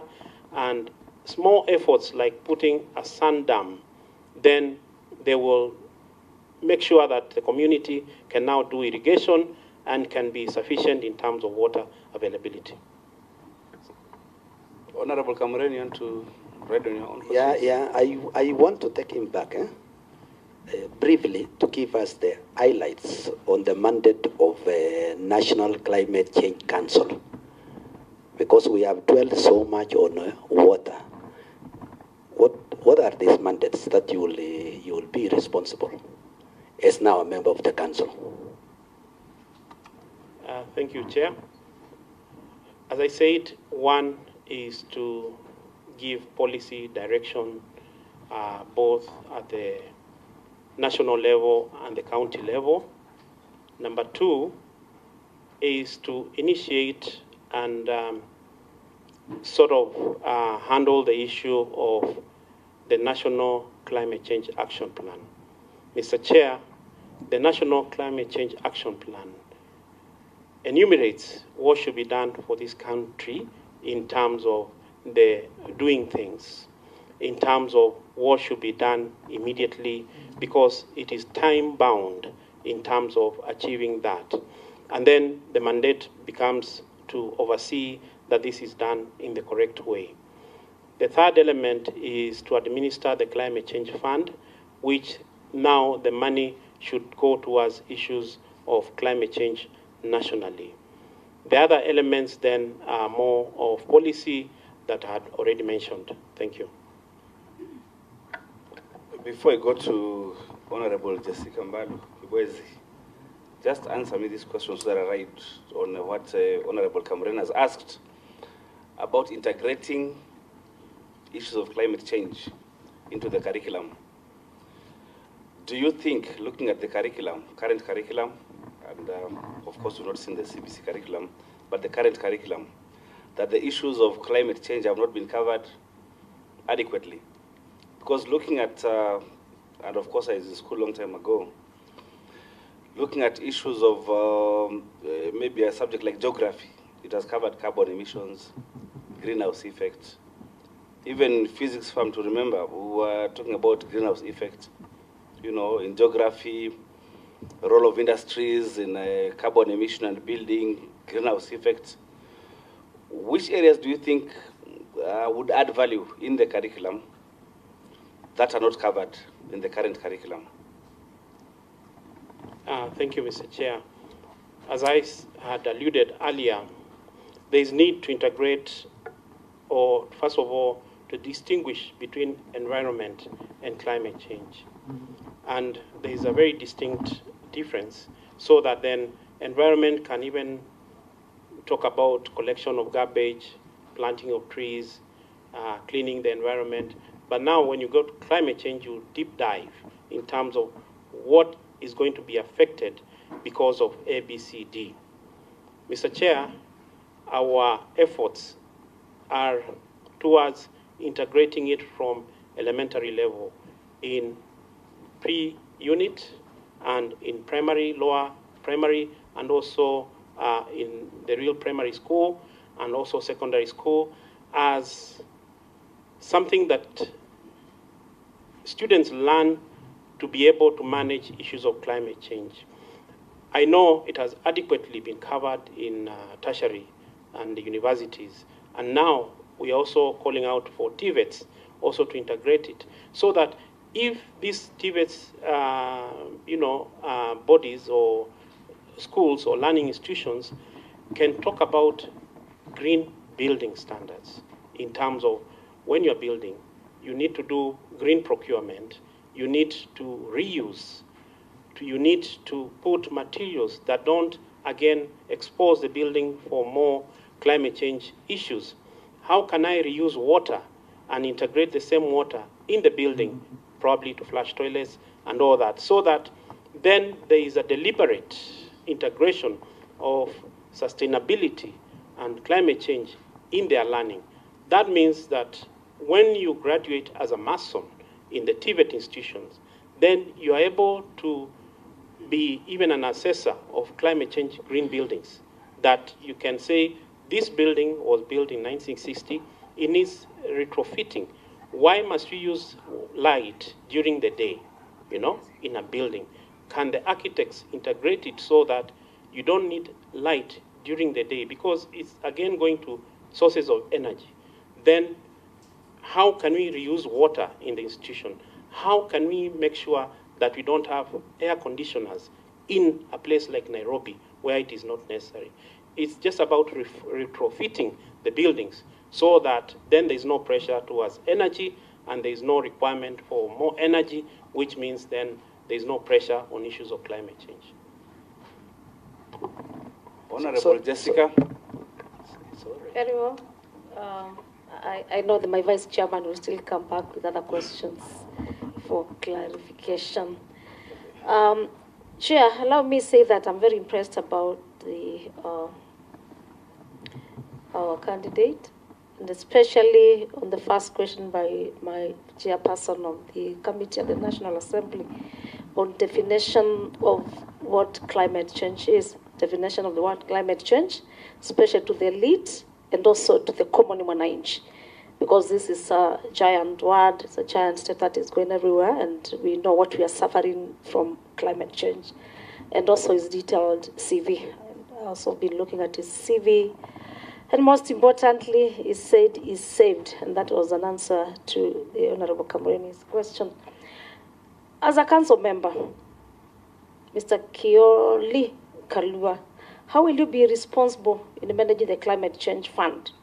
Now that you said you are saved, and Honorable Kamuren was trying to find about being saved and connection with funds that come to the department. And how will you guarantee Kenyans in the office that you'll occupy on the prudent utilization of the same? Secondly, Chair, in adaptation of the green climate funds, what other finance options would you be thinking about or you're planning when you become the one of the council members? Of course, some from the other, I will not say because that's a question I'm asking you. How else do you think this country can get finances to ensure that we are fighting or dealing with the issue of climate change. You've mentioned of countries and counties. Yes, it is true that some of the conditional grants that will be allowed to the county governments, how will you ensure that the oversight and administration of the same on the climate change funds is done as a proposed council? That is when you become a council member through the approval of this committee, if done so. And the last one, climate change is leading to the degradation of ecosystems. I heard you really talk about how you understand about the whole issue. It is all leading degradation of the forests, the wetlands, issues of coral reefs. What measures will you employ when you get your office to ensure these ones are catered for, or they are restored? Mr. Kioli can respond to those. Thank you, Mr. Chair. Quite handful. Mr. Chair, I think I've handled money in my organizations before, and I don't have track record of misuse. Further, to note that this money will not be in my pocket. It's money that will be in treasury. So again, it's not that easy to influence that money. Number three, I want to undertake that apart from being responsible for the Climate Change Act, I'm also responsible for the civil society organizations, over 400, that nominated me to this. So it is in my interest to ensure that I do a good job. Mr. Chair, the reason why we have county legislative instruments is to safeguard resources. We have advised most of the counties to have a similar arrangement where they have a climate change committee or even a climate change council at the county level, which is chaired by the governor or the deputy governor. And then it is an integration of both the ministries and also the civil society, and where it applies the indigenous communities and the private sector. And the reason why it goes up to the county, governments, or the county, to the ward level, I would also give an example of Makueni, whereby the wards have now written proposals to be funded. And this is a mechanism that now we can say from the ward level, these people are monitoring what is coming to the county. It's giving another level of accountability from the ward level to the sub-county level, and there's a committee elected to ensure that the resources and fundraise for the activities at the level of the county. Mr. Chair, once again I say that on and above issues around what we are mandated by the council, I think I want also to integrate the issues around bringing youth to the empowerment in terms of mainstreaming these issues to the counties. Mr. Chair, I'm also a patron of an organization called QS, which is a group of all the university students in terms of issues around environment, and they have very good things that they think. We must give them in terms of IT. We must give them in terms of new thinking. So I think the youth need to be given space, and especially the women, and most important, to remember the people living with disability, because they have untapped talent and they are also affected by climate change, even double than the normal human being like some of us who are here. Chair. Jessica, are you okay?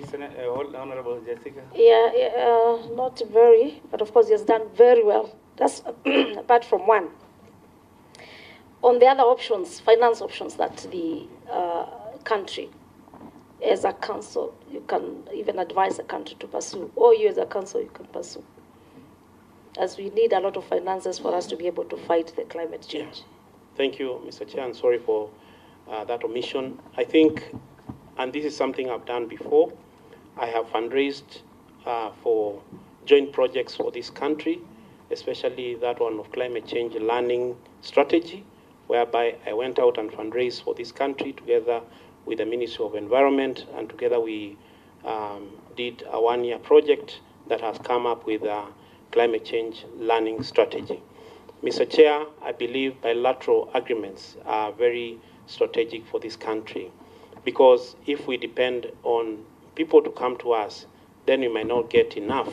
So when we go for these international negotiations, and when we have engagements with embassies and other representatives in this country, then we can have bilaterals which can be able to push an agenda of resources to a certain community, to a certain sector, and this is something that I'm happy to amplify. I'm happy to integrate it in my work. Satisfied. Okay, thank you. Senator Agnes Kavindu. Thank you, Chair. John, you being a Christian, and me and every other Christian in this house know that the climate change will continue, because these are part of the prophecies in the Bible and they have to be fulfilled. Two, what is your take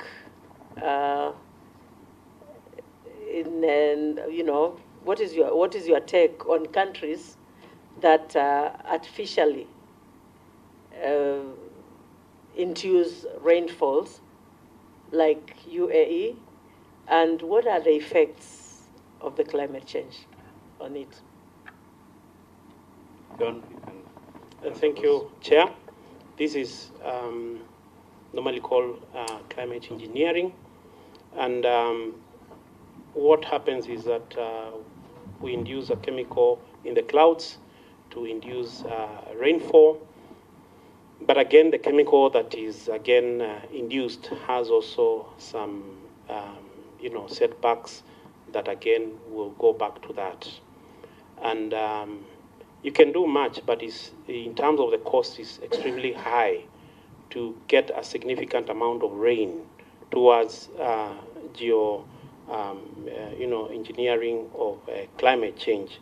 So for me, I think, I don't want to say it's a waste of money, but I think that money can be directed to maybe setting up dams, setting up boreholes, setting up integrated irrigation schemes, and doing other things that are more useful, because even to have fuel to fly aeroplanes to be enough, induce enough rainfall may not be worth it, especially in a country that we have a lot of challenges and the drought that we have at the moment.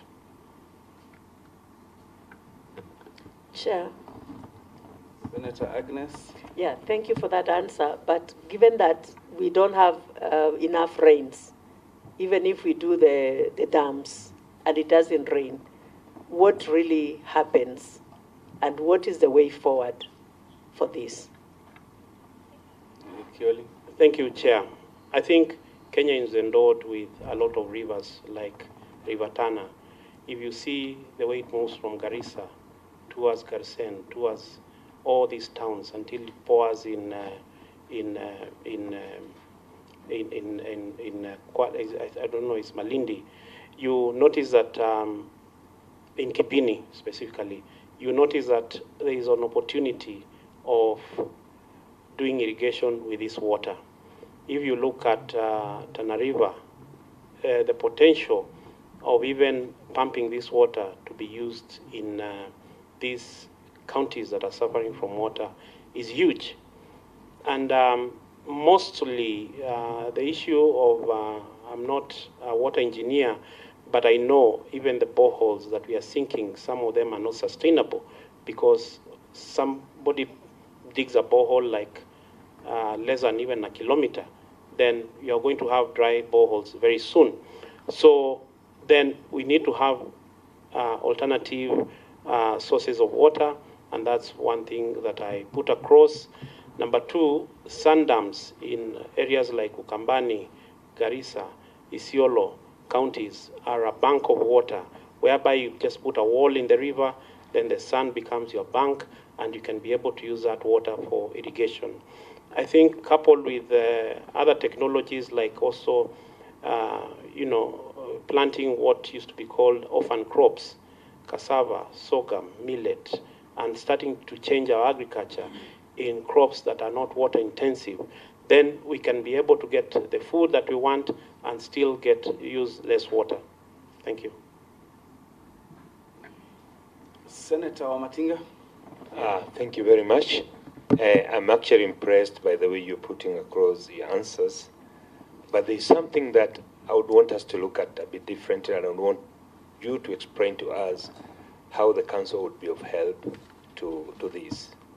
We know that one of the biggest challenges we have in this country is that we are faced with a budget deficit that we do not know how to manage. The council will rely on budgetary allocation to go and do some of its activities. We also know that one of the biggest challenges we have in this country is unemployment, especially among the youth. You, as a member of the council, confronted by the fact that we have shortage of budget and huge unemployment, how would you go about it to establish international linkages and partnership?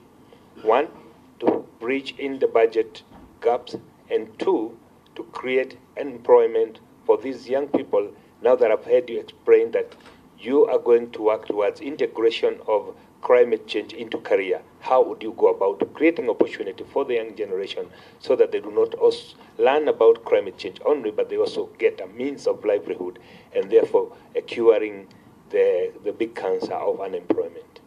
And as you answer that also, I would want you, as my colleague here from the National Assembly did ask you, being a Christian is one thing. Managing resources which are being devolved and given to the county government and ensuring that they are being put into use is another thing altogether. What would you think, as policy framework, you'll do to ensure that we have an effective monitoring and evaluation structures so that we do not get the funds misused at the county level once the good Christian at the council has safeguarded it? Thank you. Mr. Kioli can answer. Yeah, thank you, Mr. Chair. I must say they are tough questions. I think the whole issue of monitoring and evaluation is a concerted effort of both government, private sector, indigenous communities, civil society, and the learning institutions. I must say that the framework that is there is very tight in terms of decision making, in terms of what is in the action plan, because what I envisioned is that whatever we'll do must be encapsulated in the National Climate Change Action Plan. We are not able to do something outside the mandate of the Council. I think I've worked for more than 23 years, and actually 26 years, and I'm sure that I'll be able to use my experience to ensure that we achieve this high level of guarding these resources and also managing it in not only a Christian way, but in a way that will leave good record of myself and the council. The other thing is also the opportunities. I think climate change must be seen on the flip side as an opportunity, because when we are coming with mitigation measures, say like coming up with a borehole, coming up with a sand dam, there is a narrative by the youth now that they don't want to do agriculture. Agriculture is for retirees, agriculture is for the old people. Why can't we now make agriculture more interesting in terms of even integrating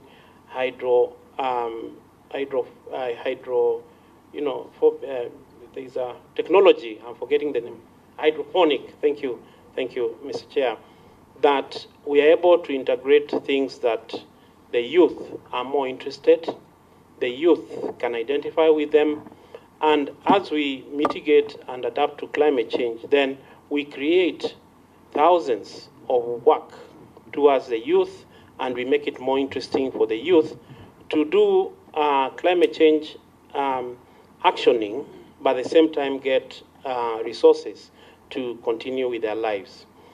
The other thing is also the issue of resources. I think, I'm forgetting, Mr. Chair, there was a question about resources, if I can. The member can recall again. Well, maybe let me help you out. So far, so good.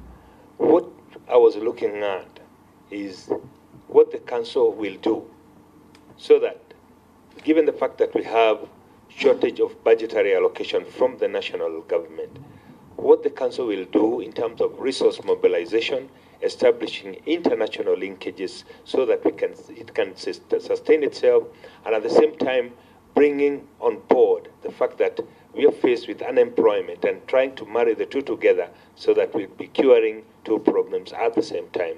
One of environmental conservation and addressing the issue of unemployment. Thank you, Mr. Chair. I have repeatedly mentioned that we need to integrate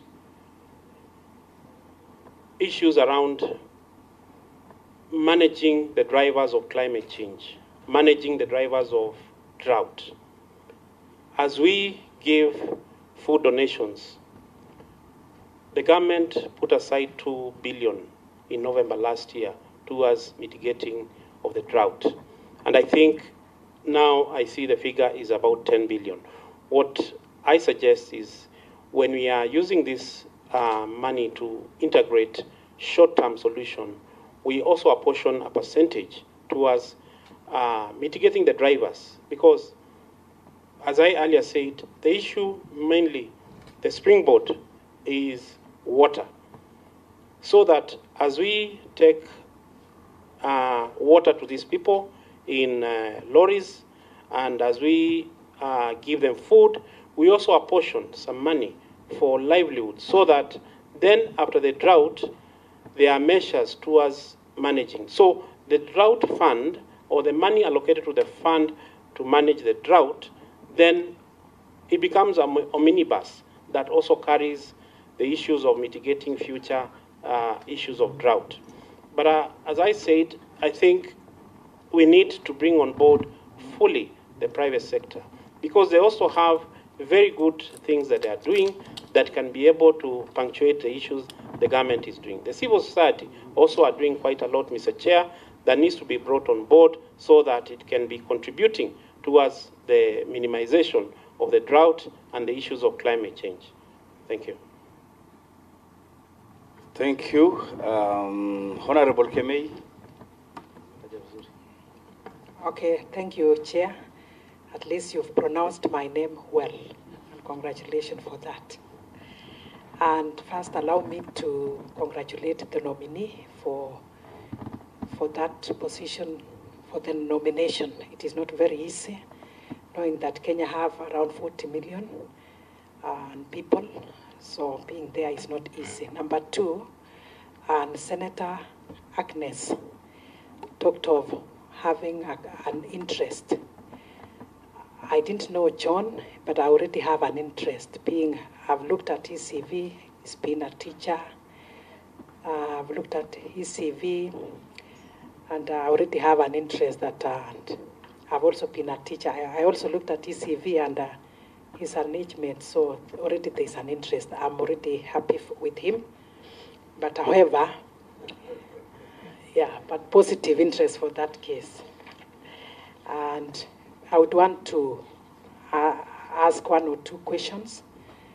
And to this nominee, you realize that Kenya is so much interested with the green energy. That is why in the Ministry of Energy, the Act of 2015 Parliament, Energy Act, and we have REREC, that